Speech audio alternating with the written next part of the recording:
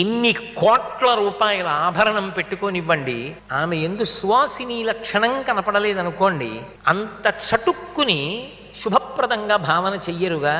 లోకంలో ఉన్న విషయాన్ని నేను చెప్తున్నాను. చిన్నబుచ్చడం ప్రధానం కాదు, చిన్నబుచ్చమని ఎక్కడా చెప్పలేదు. కానీ 30 రూపాయల చీర కట్టుకున్న ఇంత బొట్టు పెట్టుకుని ఒక ఆవిడ ఎదురొచ్చిందనుకోండి, సంతోషిస్తారు. అలా లేని వాళ్ళని చిన్నబుచ్చమని కానీ వాళ్ళని తక్కువ చేసి చూడమని కానీ నేను ప్రతిపాదన చెయ్యట్లేదు. కానీ లోక సహజమైంది మంగళప్రదంగా 30 రూపాయల చీర కట్టుకున్న నిరుపేదరాలైన ఒక సువాసిని కనపడింది అంటే, అమ్మయ్య అమ్మవారిలా ఉందిరా, పద పద పద అంటారు. ఇప్పుడు ఆ మంగళప్రదత్వం అంతా దేని మీద ఆధారపడింది? ఆయన ఉండడం మీద ఆధారపడింది.